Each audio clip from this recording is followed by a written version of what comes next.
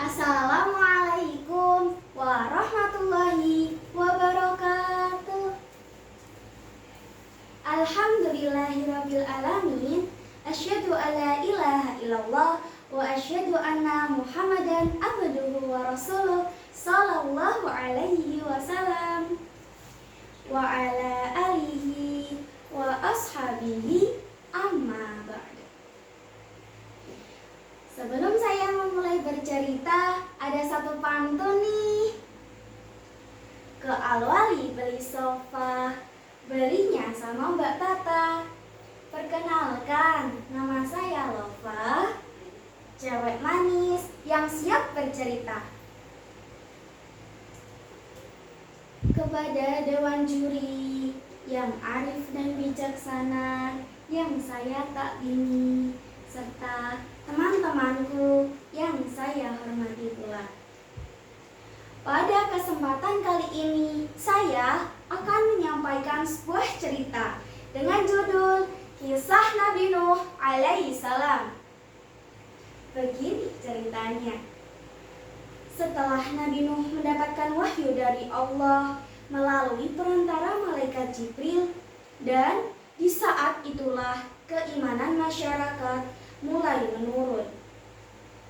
Mereka mulai senang membuat patung dan menyembah patung-patung itu. Patung, patung, oh patung, patung, patung, oh patung. Kemudian datanglah Nabi Nuh alaihissalam lalu menasihati pada mereka. Ya qaumi ibudullaha ma lakum min ilahin ghairuh. Wahai kaum-kaumku, kalian menyembahlah kepada Allah, karena tidak ada Tuhan selain Allah.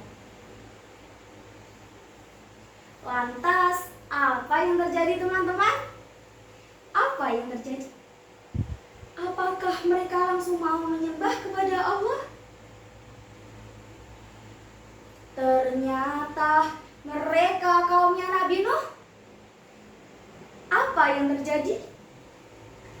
Mereka kaumnya Nabi Nuh malah menolaknya, mendustakannya, bahkan mencaci maki pada Nabi Nuh.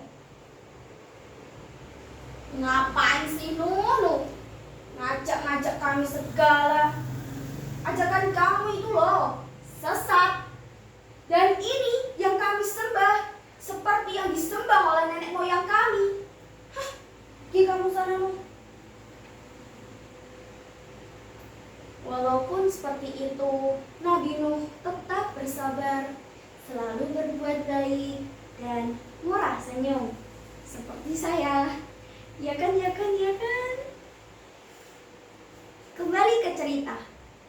Kemudian Nabi Nuh tetap berusaha mengajak kaum-kaumnya untuk menyembah kepada Allah. Akan tetapi sangat sedikit yang mau menjadi pengikutnya Nabi Nuh. Dan sangat banyak dari mereka yang malah mendustakan pada Nabi Nuh. Sehingga habislah kesabarannya Nabi Nuh. Setelah sekian lama, Nabi Nuh berdakwah pada kaum-kaumnya.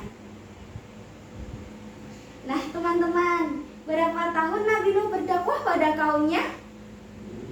Berapa tahun? Coba siapa yang tahu? Oke, kalau tidak ada yang tahu, akan saya beritahu. Nabi Nuh berdakwah pada kaumnya selama 950 tahun. Lama sekali ya teman-teman. Karena saking lamanya, Nabi Nuh tidak kuat lagi. Dan akhirnya Nabi Nuh berdoa kepada Allah. Ya Allah, saya tidak kuat lagi ya Allah. Sakit hati ini ya Allah. Sudah habis kesabaran saya ya Allah. berikanlah siksa pada kaum-kaumku yang tidak mau menyembah kepada Engkau ya Allah. Semoga Engkau mengabulkannya ya Allah. Amin. Lantas Allah menjawab doanya Nabi Nuh. Wahai Nuh, kamu buatlah kapal yang besar, dan nanti ada saatnya aku Allah akan menyiksa pada kaum-kaummu. Setelah Nabi Nuh mendapatkan wahyu dari Allah, Nabi Nuh langsung membuat kapal yang sangat besar. Tentunya dibantu oleh orang-orang yang beriman. Walaupun di saat itu musim kemarau. Melihat perbuatan yang dilakukan oleh Nabi Nuh serta orang-orang yang beriman itu, lantas mereka pembesar-pembesar orang kafir dan pengikutnya malah menertawakan Nabi Nuh, mengejek Nabi Nuh sambil melempari kotoran-kotoran hewan dan lain sebagainya. Nuh, kamu ngapain sih Nuh? Di musim kemarau gini kok malah buat kapal? Gak jelas banget sih Nuh. Gila kamu ya Nuh. Walaupun seperti itu, Nabi Nuh tetap bersabar dan melanjutkan pembuatan kapal hingga jadi. Singkat cerita, kapal pun sudah jadi. Dan tibalah pada saatnya Allah memerintahkan kepada Nabi Nuh dan orang-orang yang beriman untuk masuk ke dalam kapal. Lalu Nabi Nuh melaksanakan perintahnya Allah, masuk ke dalam kapal bersama orang-orang yang beriman. Setelah itu, apa yang terjadi teman-teman? Apa yang terjadi? Seketika itu, langit menjadi gelap, awan-awan mulai bergemuruh, petir-petir mulai menyambar, dan turunlah hujan yang sangat deras, serta keluar air juga dari tanah dan tungku-tungku rumah mereka. Akhirnya, mereka kaum-kaumnya Nabi Nuh pada lari ketakutan, dan hujan semakin lebat membuat kawasan di sekitar kaum Nabi Nuh banjir bandang.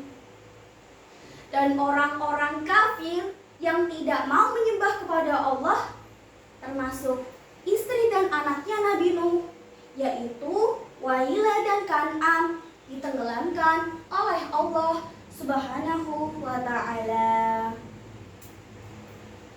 Nah teman-teman, hikmah yang bisa kita ambil dari kisah Nabi Nuh ini yaitu, barang siapa yang dia tidak mau menyembah kepada Allah, menyekutukan Allah, dan mendustakan ayat-ayatnya Allah, pasti akan disiksa oleh Allah.